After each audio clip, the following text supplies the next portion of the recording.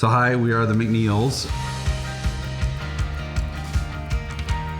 We've been in Hill Country for 12 years now so far. We got married in April of 1999 and have been in the Austin area, Cedar Park, pretty much since then, and have 3 kids. I didn't grow up with that tradition of eating around the table.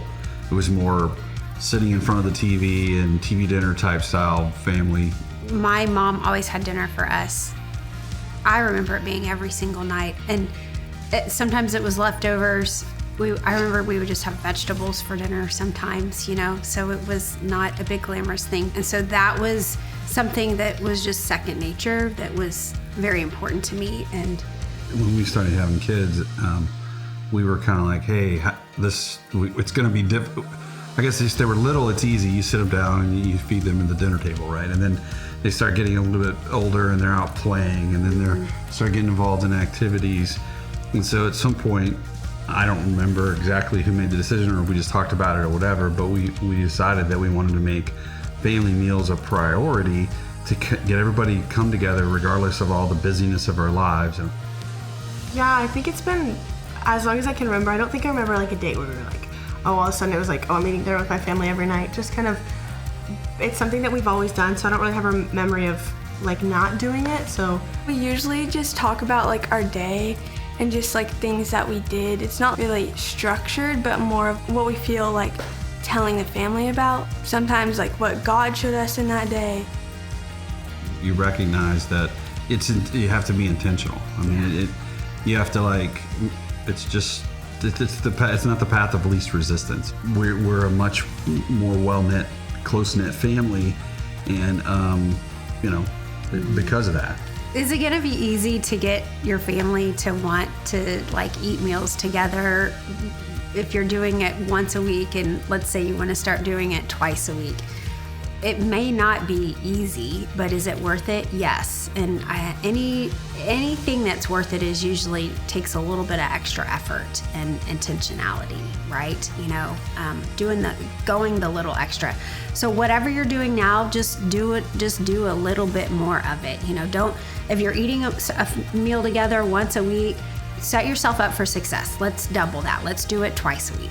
So I highly recommend it, because it's something that can it can be the most important thing you do as a family.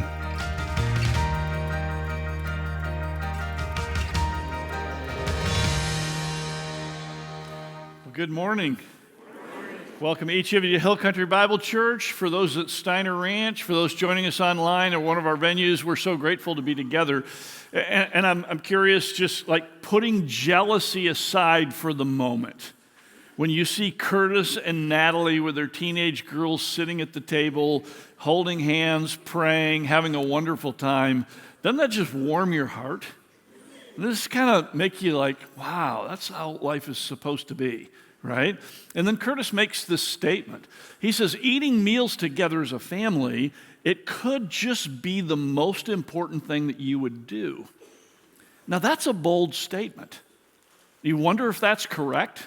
I mean, you think about all the things that you could possibly do.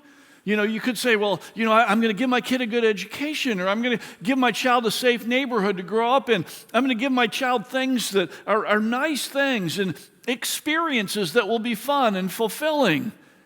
All of those things are okay, but is it possible that actually putting a little bit more time into being together, and particularly around meals, is actually better than all of those things? Well, the answer to that is overwhelmingly yes. Now, at Hill Country, we believe that God desires you to thrive. He loves you. He wants what's best for you. And we love you too, and we want what's best for you. And so we've been talking about some of the patterns of life that are profoundly important. For example, a few weeks ago, we talked about how all the studies confirm that teenagers that go on to hold their parents' faith, predominantly there's one thing that parents do that can ensure that, or at least set them up to do that, and that's if families will make a weekly commitment to be together in worship. Not Families going in different directions. Kids go to youth group. Parents go to a big church. It's actually being together. When families sit together, middle school, high school, with mom and dad, and they have a chance to see the overwhelming joy that you have as you worship God, as you spend time looking at the Word of God and listening and interacting as a family, that's the number one thing, leading indicator that a child will adopt their parents' faith and continue on in the rest of their life. And yet, most families don't make a commitment to be in church regularly, and most families don't have their kids sitting side by side with them. But this is true.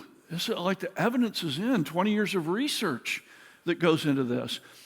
The same thing is true with eating together. In fact, studies confirm that the most important routine for helping teens embrace their parents' values and avoid risky behavior is sharing meals together. Now, when we talk about these studies, we're not just talking about some Christian group over in some corner someplace, with some backwards tradition coming up with this research. This is across the board.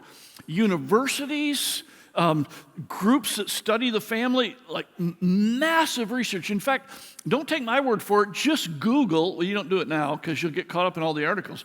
Just Google mealtime together as a family or family meals together. You'll realize that educators, doctors, mental health professionals all over talk about this particular routine as profoundly transformational in people's lives. Now, I want to define a couple things here to help you with it. The first one is this idea of routine.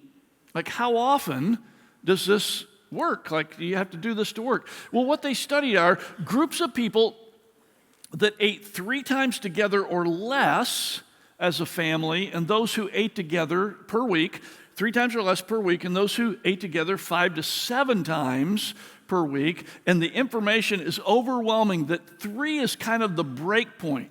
You start to see benefit at 3, and then it just increases the more often you do this together as a family. Now, I know what some of you are thinking right now. So you're triggered, right?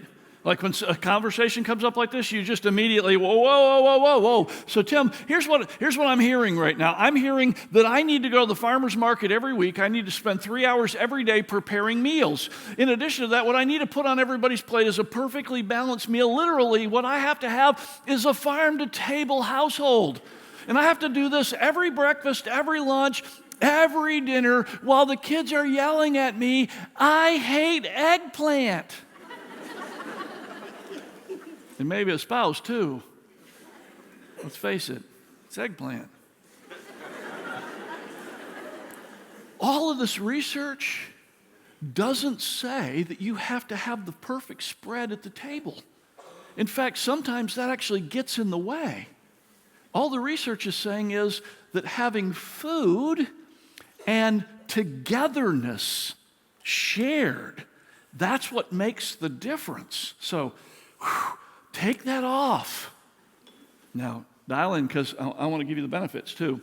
So, the study also points out that the benefit of this is when it comes to embracing parents' values and avoiding risky behavior. What does that mean, embracing their values and avoiding risky behavior? Well, here's what the research is confirming.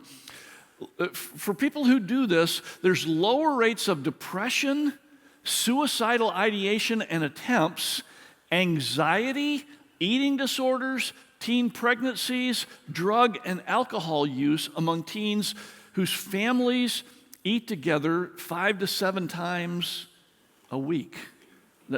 These are big deals. Now, when you start thinking about, like, I don't want a child to be depressed. I don't want suicide, anxiety, eating disorders.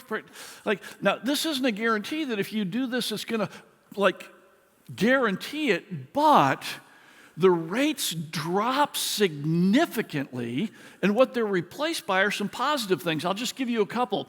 Higher rates of resilience and self-esteem. In other words, children who have the security of an intact, deep relationship with their parents are able to weather the difficulties of life, resilient to bounce back from hardship, than teens that don't. And they have a better sense of who they are, their worth through these relationships. The reason why is because it's so relational. We see improved health and we see improved communication. 80% of the teens say that dinner is when they are most likely to talk to their parents. Now, some of you say, well, my teen never talks to me, even at dinner time. That's why they said most likely, okay? Now, here's what's important about this particular stat is this is interviewing the teens. And what the teens are saying, even though they may not really want to schedule and spend time around the dinner table together, they're saying that that's the time when they would be most likely to open up about themselves, talk about themselves to their parents. And the result of that, 150% more likely for children and students to have a deep relationship with their parents if there's regular meal times together. Now, it seems like when we look at this, that everybody would say, well, this is just obvious. Why don't we do that? Do you realize that pre-pandemic, only about 30% of families reported having regular sit-down, face-to-face meals together? 70% had kind of cut that out in all the activity and the busyness and the craziness that we've committed ourselves to. Now, there's a reason why this is really significant, and I want to unpack it for you because if you understand the science behind it, it makes total sense. So if you're a person who doesn't have teenagers, you don't have middle schoolers, you don't have kids at home, and you're thinking, well, this is one of those sermons I can just check out on. Now, this is the moment when I want you to dial back in, because this is for everybody, because you are wired for this. So whether you're single, whether you're married, whether you're an empty nester, whether you're old person, young person, you are wired a certain way, and that's why this works for everybody. So you don't have a family here, but your commitment to connect regularly with people over meals will profoundly enhance the quality of who you are and your personal life experience. What's all that about? Well, brain research, and I can spend a lot of time dumping the whole thing on you, but let me just put it really together, really simple. Brain research has shown that the combination of eating and being face-to-face with another person produces powerful feel-good chemicals in your brain. In fact, it releases high levels of oxytocin, which is enhanced when you combine the food, the eating, physiological, and the face-to-face. Oxytocin is the brain-produced chemical that is typically called the love chemical, and it builds trust, joy, intimacy, reduces fear, and opens you up to deep bonding with other people. Now, here's what's so interesting about that. How did that get in our brain? Like, how did our brains get wired that way? Well, some people say, survival of the fittest, and it just kind of, like over billions of years, it just kind of came together. Man, you got a lot of faith if you think that's true. I personally believe that it was an incredible designer that designed us for a certain type of life, and that type of life, if we live that way, it actually works physiologically. Like, your body is actually built by God, who could have designed you any way he wanted, but he designed you specifically. So the combination of eating and together would make you as a person and your experience in life so much more enhanced. In other words, when God was creating us, God designed eating as an essential part of life. Like, God decided that we would be fueled by putting food into our bodies, and that would be essential, like we can't not eat. So that brings us all to some kind of a table. survival, right? We say the phrase, you've got to eat. But even beyond that, God designed eating together as an essential part of human thriving. So God actually wired you to experience joy and meaning and belonging and love in life by sharing meals with people as a routine part of your life. And what's so interesting about this is, like, we all know this. I mean, just think about it. Think about how society is actually built. When it comes to holidays, what do they include? Food and family, friends, right? Family or friends. So Christmas, New Year's, Easter, 4th of July, Thanksgiving, what do? We gather together around the table. We eat together. We share, because these are special times and special meaning gets conveyed in those moments. We actually even have certain types of food that go with each of these gatherings. We also have the main national holiday that we celebrate. In fact, it's coming up. It's a holiday called the Super Bowl, right? Now, how many of you, like, be honest, how many of you have thought to yourself, I really hate sports, I really hate football, I don't even know what they're doing, and why, like, people get all crazy and start pounding their chest and yelling, but I go to Super Bowl parties because I love the food, I like to hang out with people, and I want to watch the commercials, right? Like, that's what gets me to the table, because I can't imagine being left out of being together. We also have included food and face-to-face in every major milestone of life. Think about what we do at birthdays, at baby showers, at graduation, at weddings, at funerals, what we do at retirement parties. I mean, you could just go on and on. You could talk about almost every romantic experience, like dating, would happen around a meal. Like, this is normal that we would get together, eat together, and it has been through the history of civilization. Every ethnic group in every era have made major milestones, holidays, special occasions, all around eating together. Why? Because inherently every human being is wired that that's when the good stuff really happens.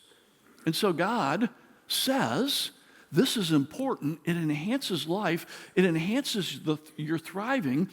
And just think about it. What if we remove that? Because our lifestyle doesn't fit it. In fact, just think about this. Just put this in your head. Take it home. Mull on it this week. We are living in a society that's breaking norms that throughout the history of the human race have been standard norms. And we're replacing those norms with a way of life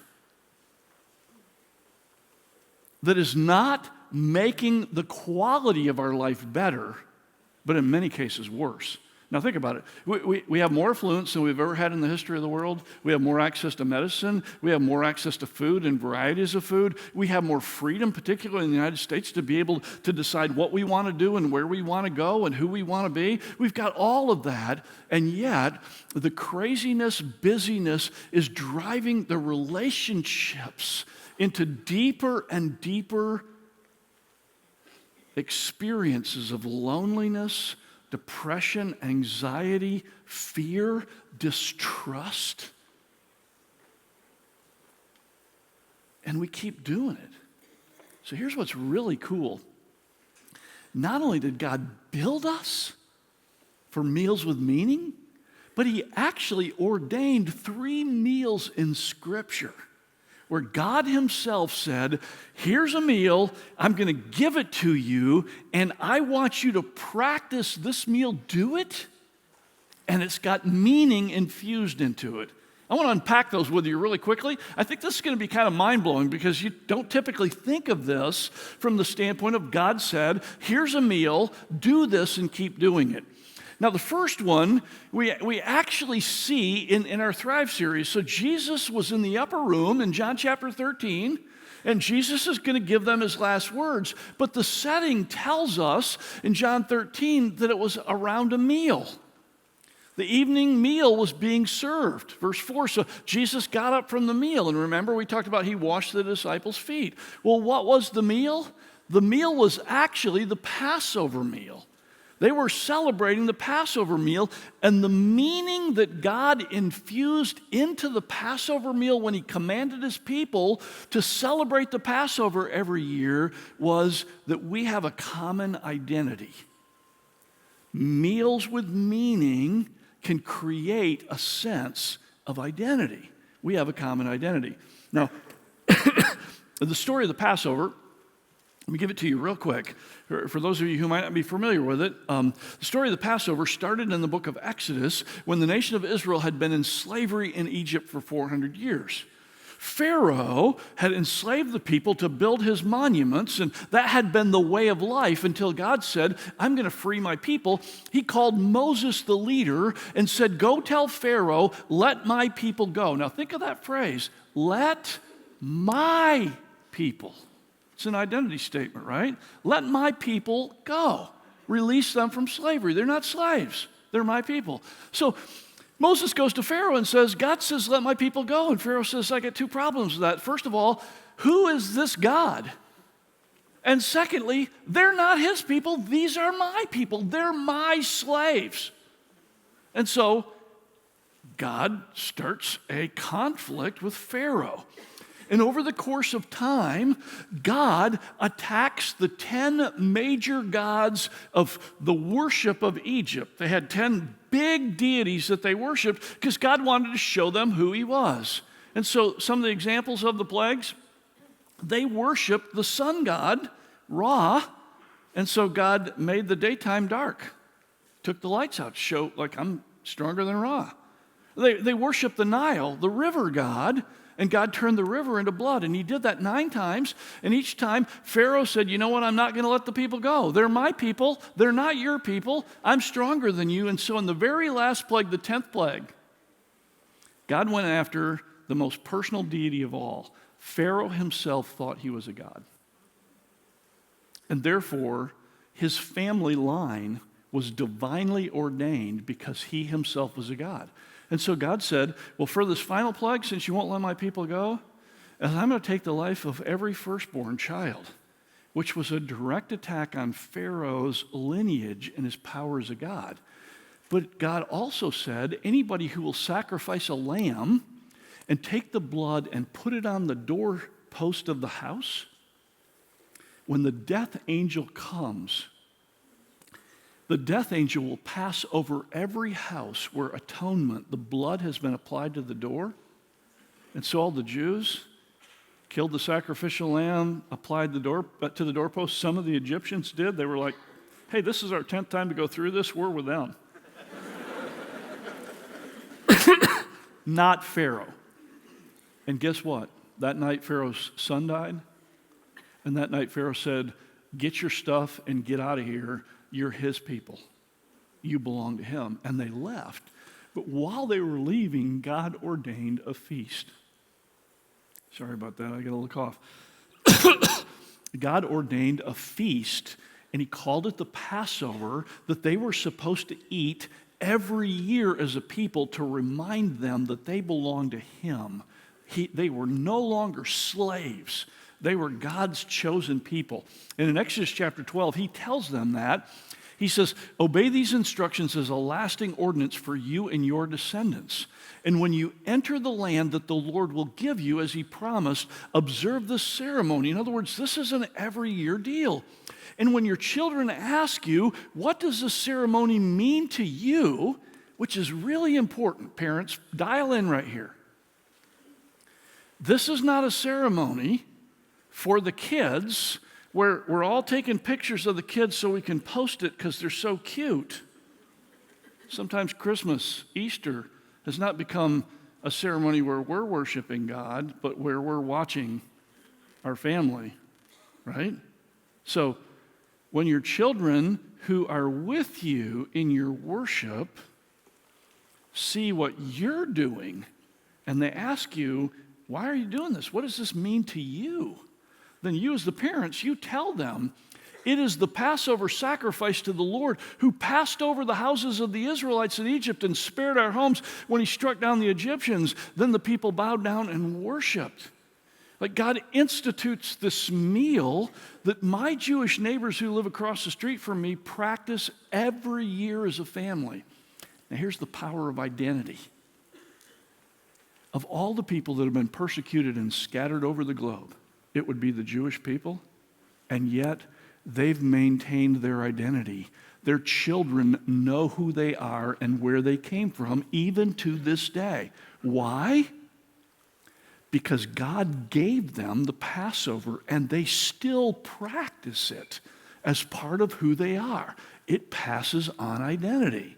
And so God infused this meal with meaning so that families would be face to face. There would be generational transmission of the story of where we came from and pointing to the God who we belong to, our identity. Now, Jesus didn't come in and simply say, okay, I'm here now, the Passover is gone. What Jesus actually did was he took the Passover and used it to create the second meal that God infused with meaning, and that is the Lord's Supper. So at the table that night, while they were practicing the Passover, he picked up the third cup of wine, which was part of the meal, and the unleavened bread, and he created the meal for the church called the Lord's Supper. And the meal for the church is infused with meaning because it tells us our common purpose. Why are we the church on this planet? Why do we exist now? What's God calling us to do now? Now, Paul talks about this when he lays it out in 1 Corinthians chapter 11. He says, for I received from the Lord what I also passed on to you. The Lord Jesus, on the night he was betrayed, and here's the meal. He took bread, and when he had given thanks, he broke it and said, this is my body, which is for you. Do this in remembrance of me. So he took the bread and broke it. And said, this is symbolic of my body, which is going to the cross where I'm going to be broken. I'm going to suffer. And through my suffering, you are going to receive the bread of life. And so we eat the bread, and it reminds us that Jesus' suffering has forgiven us. He goes on to say, in the same way, after supper, he took the cup, saying, this cup is the new covenant in my blood. He's saying that there's going to be a new relationship formed between God and his people, the church. And that new relationship is going to be initiated by me shedding my blood so that you can have a permanent relationship with the God of eternity. And so he says, whenever you drink this, do it in remembrance of me. So what are the things we're supposed to do? Why do we exist on the planet? First of all, to keep the memory of Jesus alive, to remind ourselves that Jesus gave his life for us so that we could be forgiven and that we have a relationship with God. And we need to do that. We need to preach this gospel to ourselves. That's why we take communion time and time again during the course of the year, preaching the gospel to ourselves. But he goes on to say, for whenever you eat this bread and drink this cup, you proclaim the Lord's death until he comes. Why are we here? We exist as Christians. Now, if you're not a Christian, like this may seem a little weird to you, but I'm going to explain it to you, okay? So you have an understanding of why we are who we are and what we think and believe and what we actually practice. So welcome. Glad you're tuning in or glad you're in the room. So excited to have you. So what do we do? What are we here for? Why do we exist? We exist to continually remember and celebrate what Jesus has done for us and to make sure that the rest of the world knows it so that they have the opportunity to have that same forgiveness and that same covenant, new covenant. That's why we exist. So if you think, the reason why you exist is to get a house in a nicer neighborhood or get your kids into the right college or to have a lot of great experiences or to watch your fill of Netflix, if you think that's why you're here and you're a follower of Jesus, you're missing the whole thing. Now, those things are ancillary to our primary purpose, and our primary purpose is to remember Jesus and to communicate Jesus to the world.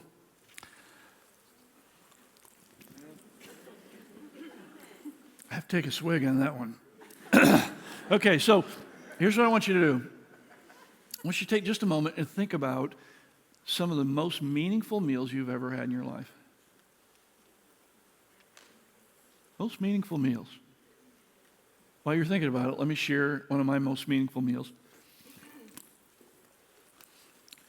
When the Soviet Union broke up a number of years ago, I know Putin's trying to put it back together right now, but when it broke up, the countries of Central Asia opened up, and for the first time, we were able to get the gospel in there. We went into countries in Central Asia where you could count the number of believers on your fingers and toes. There was nobody that really had access to that group of people for all of those years. And so we went in there, Hill Country Bible Church. We formed a coalition of a number of churches and some other groups, and we went in there, started preaching the gospel, showing the Jesus film, and finding people that we would train to be church planters. And we started a training center. I taught in the training center. I would go over there every year and spend a couple weeks training these students. And so, as those students left the training center, they went back to their home countries and hometowns and started preaching the gospel. One of our students, Baba Murat, lived in Turkmenistan. Now, most of you will have to look that up on a map. Turkmenistan looks like the surface of the moon. It's such an arid place.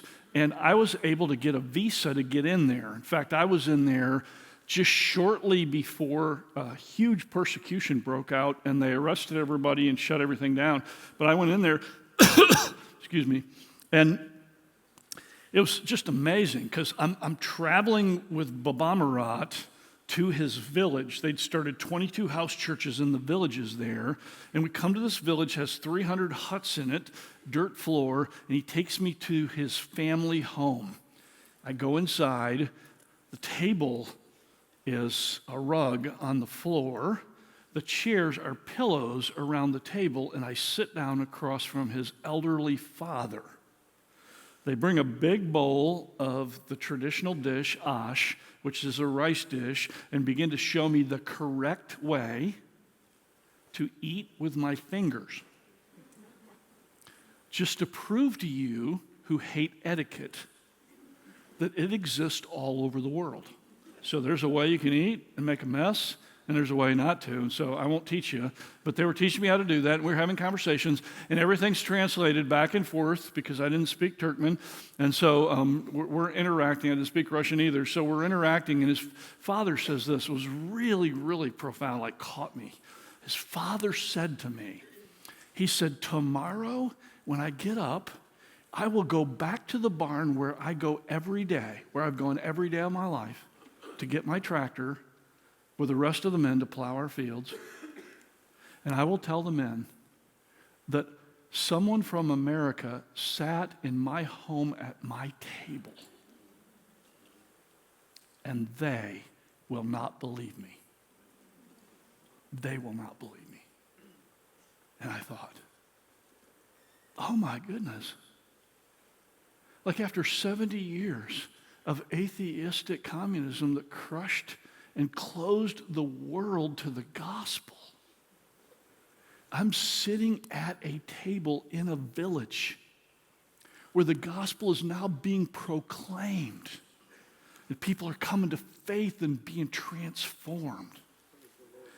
This is why you left me here, Jesus. Like, that's why I exist. And that's why you exist too. To proclaim Jesus. All the rest of the things that you build your life around, those are all ancillary. They get you through the day. They feed you, put bread on your table. But really living in this calling. And Jesus gave us a meal so that every time we take it, we're reminded, remember Jesus and proclaim his death until he comes. Meals with meanings. But look at what he says here. It says we're supposed to proclaim the Lord's death until he comes, when this meal will no longer be necessary because it's going to be replaced by one more meal that God ordained and infused with meaning. And that meal is the wedding supper of the Lamb, which God infused with our common destiny. If you're a follower of Jesus, where are we going? You said, well, marriage supper of the Lamb, when's that going to happen? Well, in the book of Revelation, chapter 19, after the resurrection, after the rapture, when God brings everybody together, unites them with Jesus as he establishes his kingdom, there's a moment, an inflection, where he brings his people together with Jesus in a wedding-like ceremony. In fact, in the book of Revelation, Paul writes, or John sees these things and he records what he sees. He says, "Then I heard what sounded like a great multitude, like the roar of rushing waters, and like the loud peals of thunder, shouting, 'Hallelujah! For the Lord our God reigns. Let us rejoice and be glad and give him glory, for the wedding of the Lamb has come, and his own bride, his bride, has made herself ready for this wedding.'" Goes on to say, "Fine linen, bright and clean, was given to her to wear." White dress. What dress? Fine linen stands for the righteous acts of the saints. In other words, your wedding garment on that day is made out of the acts of righteousness that you're doing right now. That's why everything you do matters. That's why this is a meal of destiny. It's where you're going. Then the angel said to me, "Write, blessed are those who are invited to the wedding supper of the Lamb." And he added, "These are the true words of God." There is coming a day when God will bring his people together, people that have followed Jesus, and he will unite us with Jesus in this incredible feast and ceremony that's comparable to what we do when we practice or participate in a wedding ceremony. Now, I've been in a lot of weddings, right? Because I'm the pastor, so I've known a lot of people, done a lot of weddings, been to a lot of weddings, and weddings are all awesome, okay? Most weddings are all awesome. There are a few bride or groomzillas or mother-in-law groomzillas or mother groomzillas or father, like there's some of those, but we won't think about those. But it wasn't until my kids started getting married that I really fully got this picture. So when Matt and Lady got married, and then when Ben and Nika got married, it was like, wow. So this is what God feels like as the Father presiding over his two loves, his son Jesus and his church. I don't know how to communicate it, but I feel like it's captured a little bit. If you guys would indulge me to show a video of Ben and Nika. Okay, so what ceremony happened, the feast happened, and now it's time for the first dance. And as I look at it from the Father's standpoint, it just blows my mind. Let's watch together. And Nika, for the very first dance, is a very calm.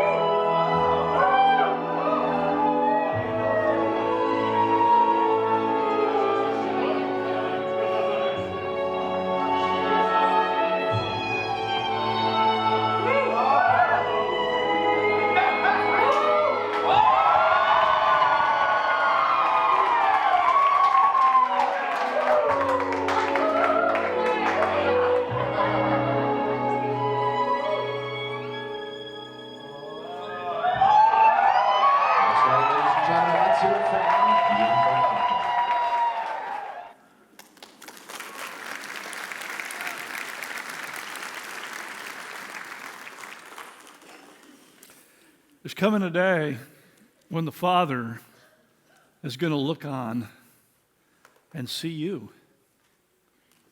And he's going to see you as you celebrate face to face, eyeball to eyeball, looking into the eyes of Jesus. That's in your future. That's your destiny.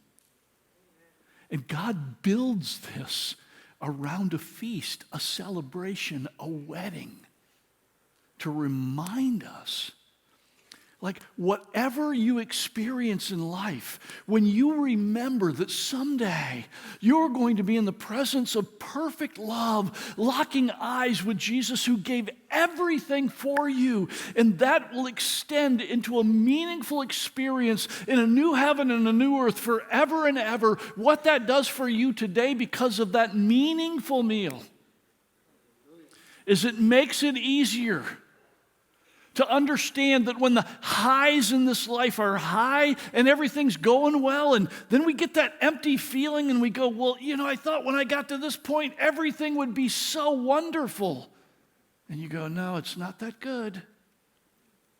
Or when your lows are so low that you think, I can't get through this, and then you do. And on the other side of it, you go, well, I grew a lot through this. This was actually beneficial in my life. Both those lows and those highs are all modulated by the reminder, the vision that one day it's all going to come together. It's all going to make sense. And that actually creates the sense of destiny, which changes the way we look at life. God has infused us with the ability to connect, to bond, to experience love and joy. And one of the primary places where we continue, remind ourselves, engage with each other is in meals that are meaningful together. That's why I'm challenging every one of you to take our 120-day Meals with Meaning challenge. What we're asking you to do, and by the way, there's the QR code if you want to just go there right now, because when you get home, you're going to take a nap and forget, or you're going to have to change diapers or whatever it is. Just go ahead and jump on there. What we want you to do is take the 120-day challenge, and here's what it means. At least 3 times a week, you're going to meaningfully engage with somebody in a meal. It may be your family. If you don't have family, it may be with a group of friends or different people. Doesn't have to be dinner. It can be whenever you do that, but you're going to make a commitment to do that, and then we want you to tell us the stories of how God is just using that to help you have a better sense of self-driving and the connectivity you have with each other. Let me just give you one caveat. This device works against it, okay? This device actually does respond to a chemical in your brain. So every time you pick it up, you get a dopamine hit, which feels real good. You don't even realize it, but you get addicted to this over time. And this dopamine hit is very individualistic. It focuses on you, and you get it by going back here. So if everybody is doing this and expecting this to happen, it's not going to happen. So here's what I want you guys to do. So teens, children, confiscate your parents' phones before these meal times. Okay, it used to be that parents would get after their kids for electronics. Now it's like, how long is he going to stay in the bathroom? He must have his phone out with him in there, right? Like dad's not responding because he's disappeared. So even researchers show even taking it out at a meal and putting it on the table has a negative effect, because if it's in your line of sight, your brain that's connected to that dopamine hit is telling you, reach for the phone, reach for the phone, reach for the phone. Your mind can't can't get the full benefit. So just warn you to do that. We've got all kinds of tools, resources to help this happen, and we want to see it happen, and we want to celebrate it together. So we're actually starting 2022 with the possibility of a new routine for each of us that could help us thrive in our marriages, in our families, with our friendships, with our brothers and sisters in Christ, with our neighbors that we're reaching out to, coworkers. 3 times a week, make a commitment to it, and God will use that to do something in your life this year. Let's bow our heads for prayer. Father in heaven, I just thank you that you have wired very simple little things into us that have profound transformational power. And I pray that we would embrace and rearrange and follow through. I pray a blessing over all who step into this 120-day challenge, that they would be surprised at how much better and how much more meaningful their life becomes. In Jesus' name, amen.